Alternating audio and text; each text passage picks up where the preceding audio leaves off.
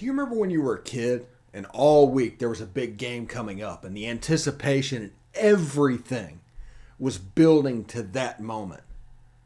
Well, these are the 4 games that met your expectations. This is the Locked On Ole Miss podcast. You are Locked On Ole Miss, your daily podcast on the Ole Miss Rebels, part of the Locked On Podcast Network, your team every day.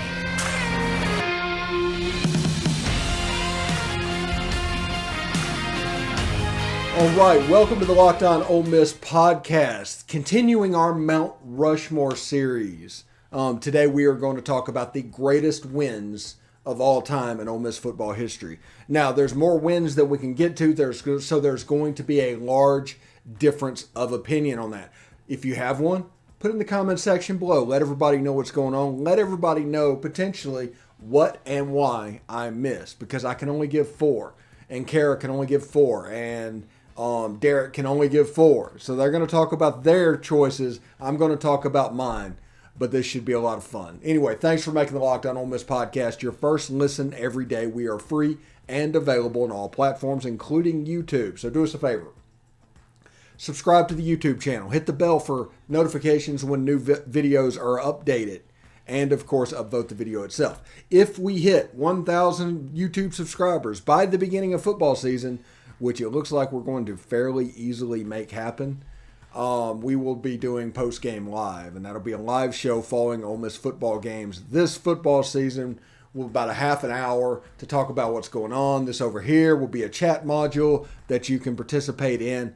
If you're interested in what it looks like, or it will potentially look like, look at SEC After Dark. That's going to live stream at like 8:30 Central on Wednesday. That'll give you an idea of the look the way it will look. So pretty excited about that. So post-game live, if we hit 1,000 subscribers on YouTube. If you haven't subscribed, please subscribe. If you have, tell a friend. We appreciate it very much. Anyway, our Mount Rushmore series continues with the greatest wins of all time. And the more you think about what's going on, and you think about the times Ole Miss has beat the number 1 team in the country, you think about the time that just big emotional wins have stood over. And there's a list of 10, 15 wins that just rolls off your tongue. So getting to these 4, there has to be some kind of a specific thing dealing with this team and this going on. And I think that we are going to start with the Ole Miss victory over Notre Dame in 1977. Now, I know that most of these are happening whenever I was old enough to understand it, old enough to see it. I was about 1 year old at the time. So not many people could have much of a recollection of what goes on about that. And because of that, I think it's important to know this was a national championship winning Notre Dame team. Ole Miss ended up winning, I think, 17-13 or something like that. I remember the kicker's name for Ole Miss. Ole Miss's kicker's name in that game was named Hoppy Langley.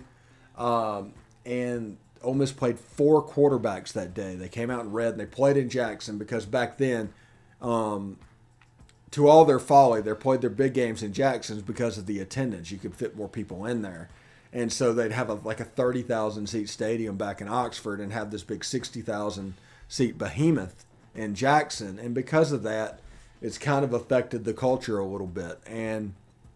But they were able to get that win, and Ole Miss was able to win that game. Joe Montana did not play in that game.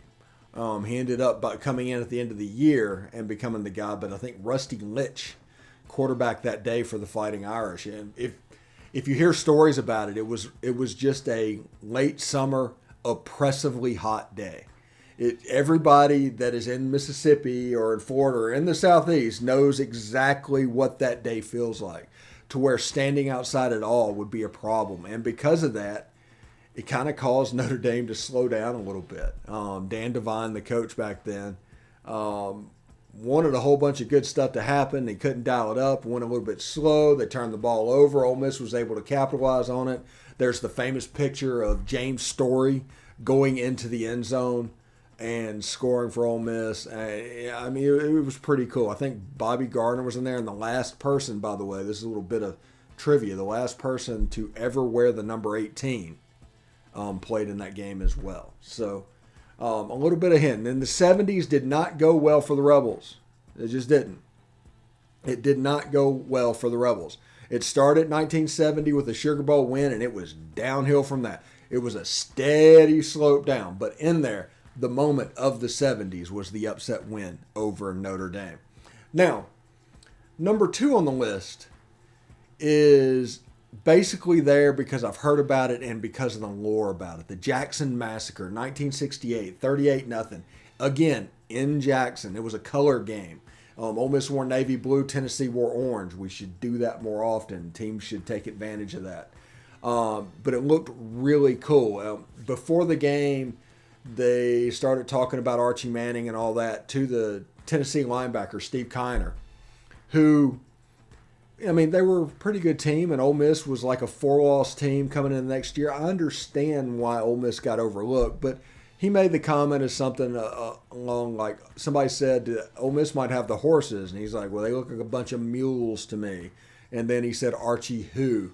And that started a firestorm to the point where teams don't get easily motivated, but in that game they did. And Ole Miss just took them apart. Tennessee was like ranked 2nd or 3rd in the country. They were on their way to the Orange Bowl that year. Ole Miss beat them 38-0. And it probably wasn't quite that close.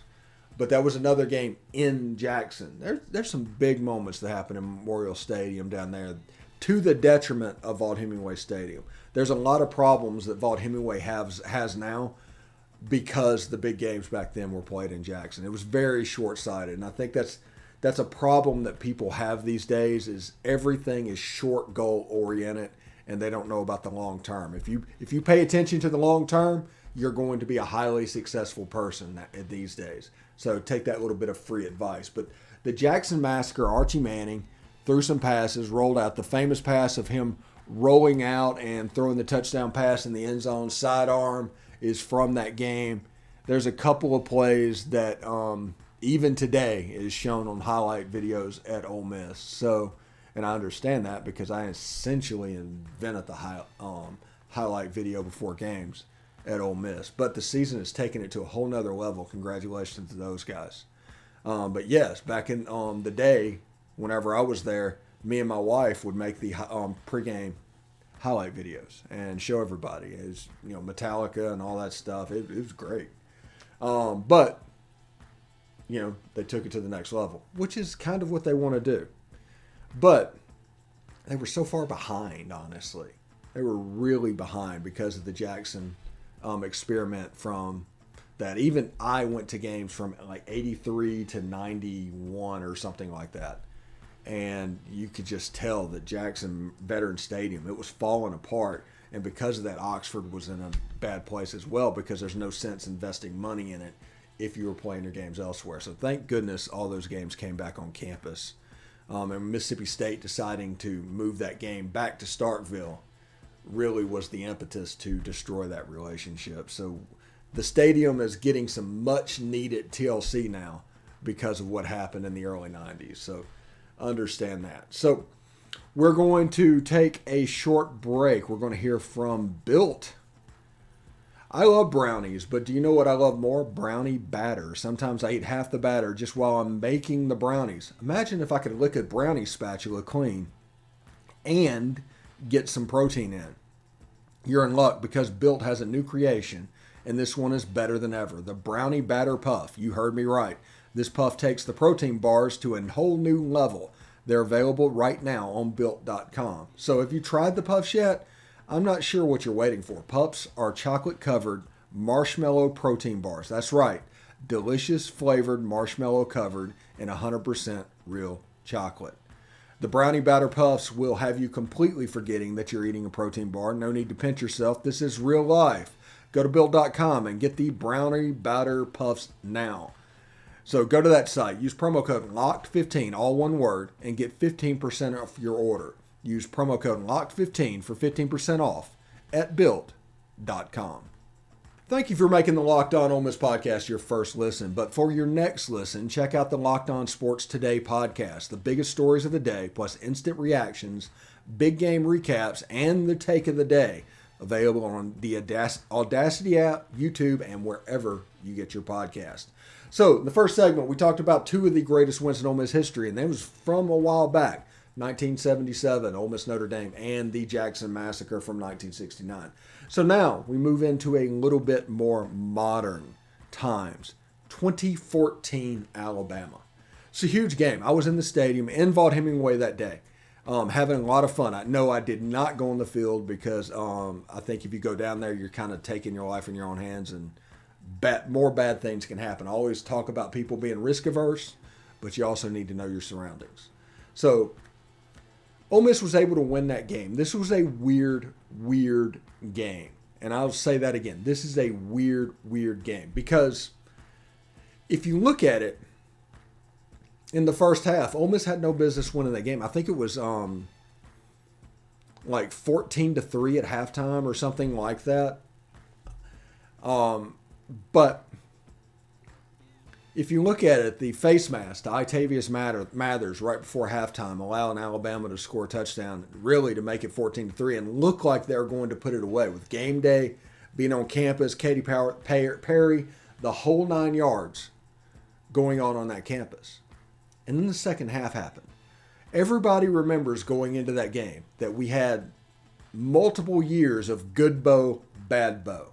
Good bow, bad bow. And that wasn't the case because, as you know from our Mount Rushmore, I put Bo Wallace in our Mount Rushmore of Ole Miss quarterbacks. Period. Without him, you don't get Robert Kindiche, you don't get Laquan Treadwell, you don't get Laramie Tunsil. None of that happens without him. That 2-year period, starting with 2014, starting essentially with this game, is because of him. So people with the good bow, bad bow thing, it was just silly. Just absolutely weird. But back then you had a long hair quarterback making decision, fly by the seat of the pants, guy that just took you there. But Ole Miss was down 14-3. And all of a sudden it happened. There was a long pass to Evan Ingram. That was kind of our introduction, really, to Evan Ingram as a weapon. Laquan Treadwell scores a touchdown to make it 14-10. Now, everybody knows Alabama's defense was absolutely good. This is before they went through the transformation. It actually was starting this year because Lane Kiffin was the guy that modernized their offense, but they weren't quite there yet. Blake Sims was the quarterback, and yes, he threw for 3,000 yards and I think ran for near 1,000. But that was more of a talent issue than having a great quarterback issue, you know. So you're sitting here and they drive the ball down and they hit that pass to Vince Sanders to make it like, I think at that point that made it 17-17 or something like that. Something real close. And all of a sudden Ole Miss has come all the way back. And there's a metaphor in there somewhere. There's absolutely a metaphor in there somewhere. But what would happen next? Well, the next kickoff was the fumble recovered by Kalo Moore that immediately led to that wheel route to Jalen Walton in the end zone. Ole Miss missed the extra point. They're up 23-17. Now, a lot of naysayers and everything going, anytime something bad happens, they go, oh, here we go again. It's absolutely stupid. It's so defeatist. It's wrong. But they were able to pull it back, and it was intercepted by Senquez Golson in the end zone. Now, I'm giving you a play-by-play on this one because it's so fresh in my mind, even though it happened 8 years ago, being in that stadium. I remember how quiet it was when they ruled his interception incomplete. I remember how loud it got whenever they realized they were going to rule in Ole Miss's favor. It was something else. It was truly a special win. And that's another time that Ole Miss has beaten. I think Ole Miss beat a number one team for the first time since like 1952 Maryland. And I'm not going to put them on the list because I don't know anything about it. If you do, please put it in the comment section below. I'd love to hear about the game. I just know that Maryland was a top dog at that time, and that was kind of that Johnny Vaught era, that was the equivalent of the Hugh Freeze win against Alabama, the 52 Maryland game. So now, also I want to talk about the fourth win. 2008, Ole Miss goes down to the Swamp and beats the national champs down there, Tim Tebow, the whole 9 yards. They actually get a stop on a 4th and 1 where Tim Tebow was running the ball, and that was the play. The quarterback power play was the play of that offense. Tim Tebow won a Heisman because of that play. Marcus Temple was able to stop it. Kentrell Lockett blocked the key extra point. Ole Miss ended up winning 31-30. That blocked extra point was the difference. I remember a two-beater run by Shea Hodge that was a perfect pass from Jevin Sneed, rest in peace. And that's the one where I was like, hey, this has a chance. They have a chance to get them here. And it was like a 90-yard touchdown. Nobody had a chance of getting Shea Hodge. Mike Wallace couldn't have caught Shea Hodge on that pass because Shea Hodge was booking. But it was interesting to see what happened. And that game, even though Ole Miss lost the next game because they had a chance, that was the recovery from the Ed Orgeron era. The everything's going to be all right moment was that moment. And they were able to grow. And by the end of the season, they were the best team in college football. They might have 4 losses, but they were the best team in college football. Nobody won any piece of that team. 2008 was the year. But they'd already dropped 4 losses. They lost to Wake Forest. They lost to South Carolina. I don't know if Vanderbilt might have got them. I don't know. No, Alabama got them that year. That was the one where if Ole Miss had 2 minutes left on the clock, they were going to get Alabama that year. Who else did they lose to that year? I don't know. That was also the year that you actually felt sorry for your state friends because of what happened in that Egg Bowl. That was like Tyson Lee and Wesley Carroll and those guys. I just felt absolutely terrible for them.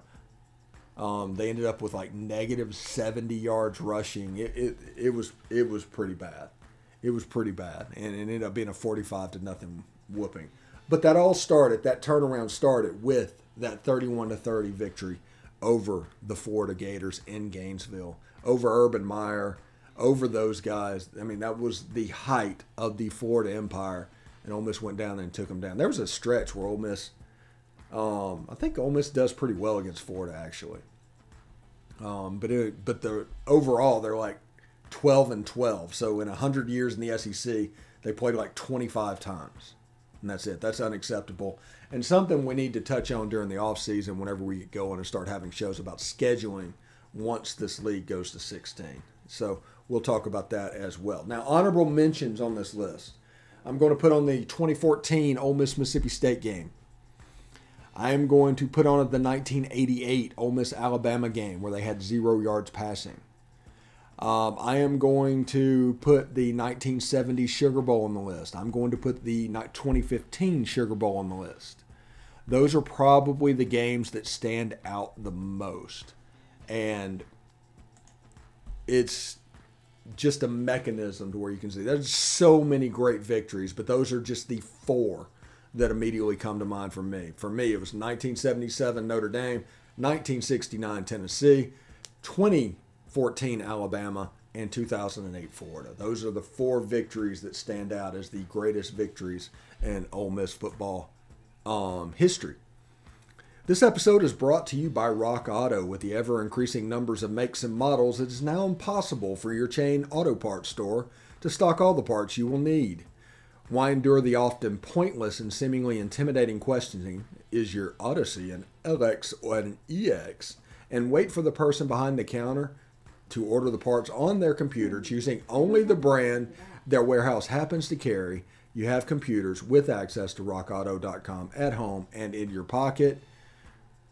So you can save time and money by ordering yourself with Rock Auto. Rock Auto is a family business serving do-it-yourselfers for over 20 years, and their prices are reliably low for every customer. Go and explore their easy-to-use website today to find the solution to your auto parts needs.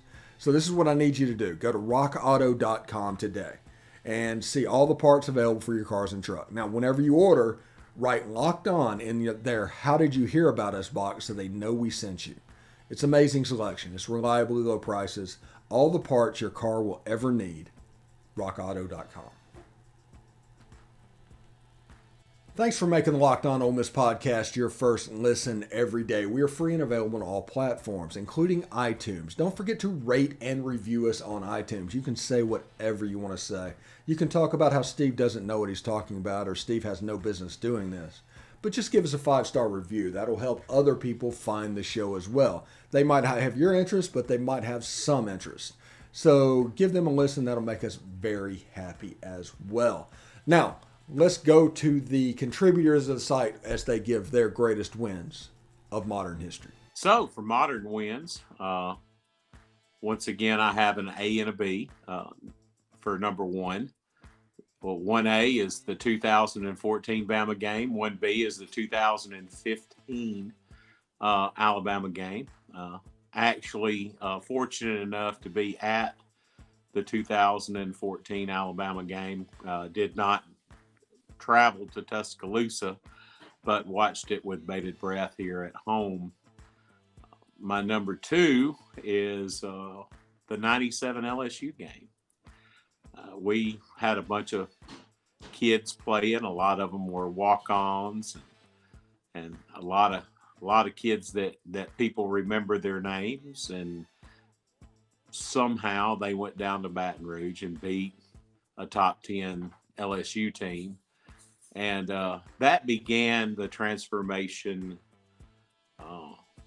past that dang near death penalty probation we got. Number three for me is the 2016 Sugar Bowl.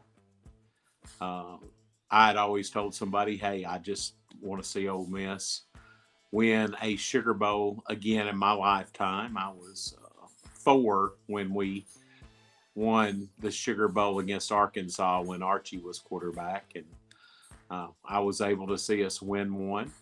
I do believe that if Matt wouldn't have got hurt, we would have probably won another one this year. So, and 4 is special for me just because of who played in the game. I grew up in Corinth, Mississippi, and I grew up playing ball at the YMCA like everybody else did. And one of the kids I played ball with was a guy named John Darnell.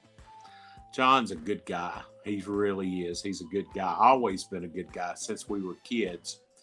And he was a quarterback in that 1988 game at Alabama when we beat Alabama. So those are my 4 modern wins, and thanks for listening. I appreciate it. Hotty toddy. All right, now with the favorite modern wins of this era, right? Obviously, you're going to go back to the Sugar Bowl. Anybody that's been an Ole Miss fan and has grown up an Ole Miss fan, parents Ole Miss fans, you probably heard the exact same thing I heard the whole time growing up, and that was, man, if we ever get back to the Sugar Bowl, that's when you've arrived. If you can get back to New Orleans, get to the Sugar Bowl. And there for a while, I didn't think I was ever going to get to experience that. Through the Orgeron days, Nutt kind of gave us, a little bit of excitement there the first couple of years, but then Hugh Freeze comes in, he brings in all these big recruits, and you're thinking, okay, maybe this is finally it. Maybe he can finally get us there. And then so, my all-time favorite's definitely the Sugar Bowl, getting to go to the Sugar Bowl, experience that with my dad and my brother. It's my absolute favorite Ole Miss memory of all time. And then, you can take either of the 2 Alabama wins, right?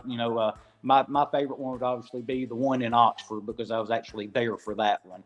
When you saw Jalen Walton break out the wheel route right down there at the goal line, and you could see it just as soon as you snapped the ball. When he started making that wheel, you thought, man, if he gets past that linebacker, he's wide open.